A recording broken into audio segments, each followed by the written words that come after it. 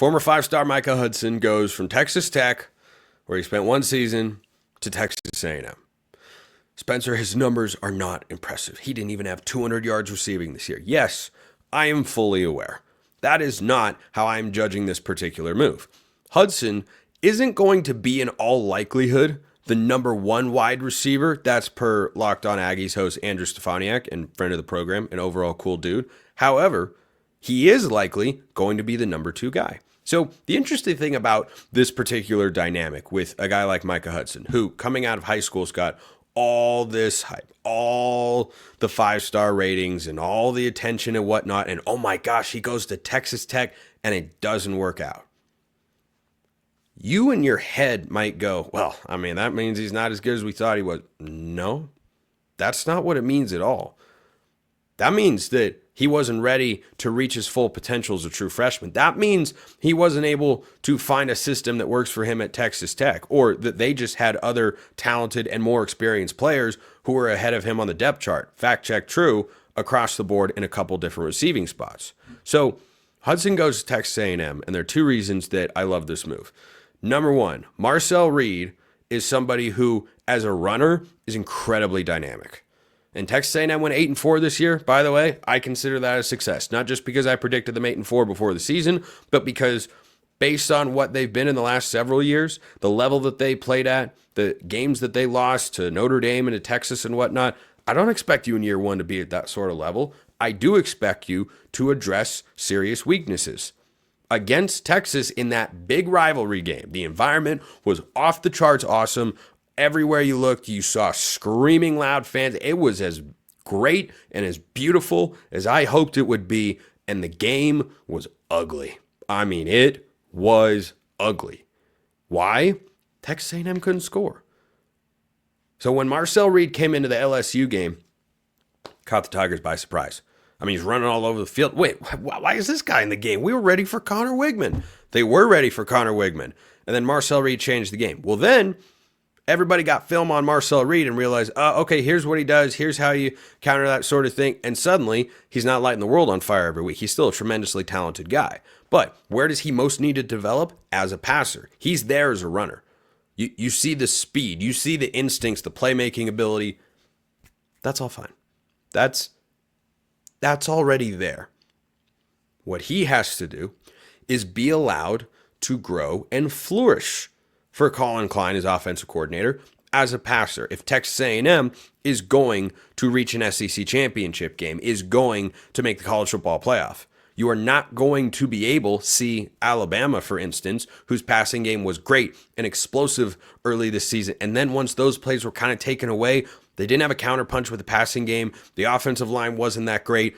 You have to be a little bit more multiple on offense. And so Texas A&M brings in a guy in Micah Hudson who is a complementary piece.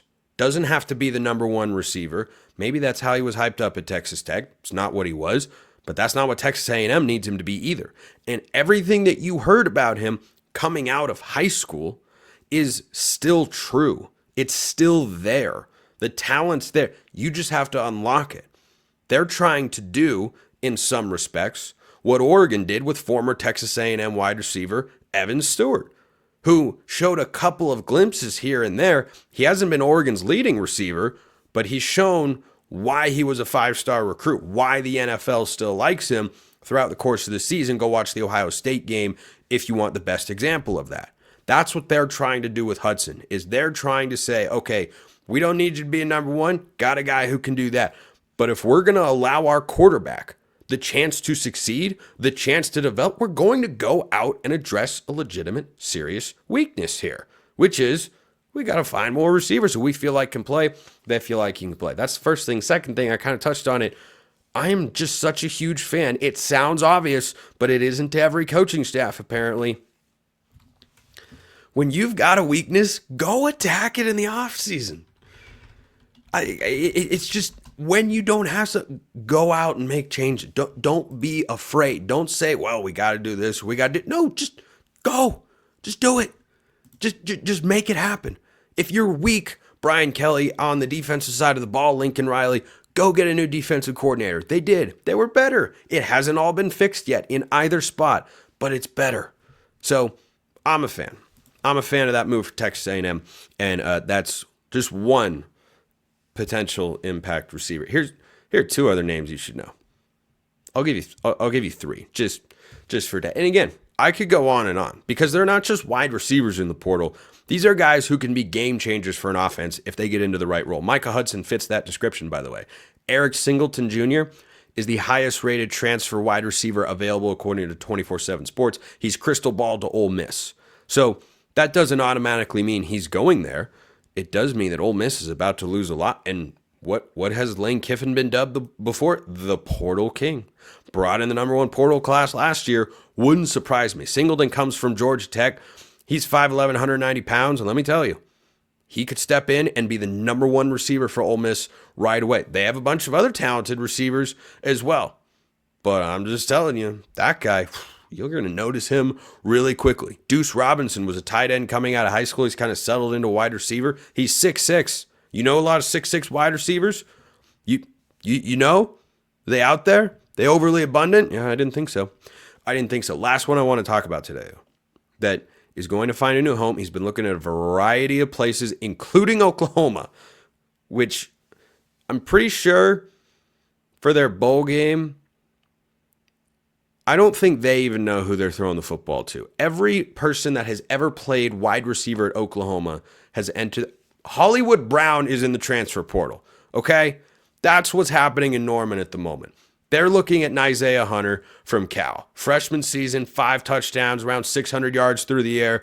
This dude popped onto the scene. And Cal, who hired Auburn legend Brian Harsin to be their offensive coordinator, is looking for a new quarterback because their freshman flipped to Oregon and their starter the last 2 years, Fernando Mendoza, he hits the transfer portal. We'll see where he winds up because he's going to start somewhere. I think UCLA's a good fit. But Nyziah Hunter, one of their top receivers, promising guy, he's into the transfer portal too. And so Hunter is a guy that has got the body type to do a little bit of everything. That's what he can be a guy who lines up in the slot. He can be a yards after catch. He can be a contested catch sort of guy. Every single weapon that you want at the wide receiver, Nyziah Hunter can be that. He's 6'2", 210 pounds. He didn't always look 210 pounds when you watched him on TV, but he's got hands. He can run routes. He can jump up in the air. Guy's the whole package. Does he go somewhere and be a number one wide receiver? I think he can be. I really think he can be. I mean, in that Cal offense, there were times where he was the best receiver on the field. He seems like someone who is poised to make that sophomore leap. Oklahoma needs wide receivers. Nick Anderson in the portal. Don't know what's happening with Deion Burks yet, but they need guys on the perimeter. That would be a phenomenal fit. But these wide receivers, it's the most abundant position in the transfer portal where you can get high-level impact guys, and there are just a lot of them. Just from a pure volume standpoint, there are a lot, but from a depth of talent standpoint, there are a lot. This isn't the first time I've done an impact wide receivers transfer segment on this very show in the last 5 days. Why? It's a real thing. So we'll see where these guys end up.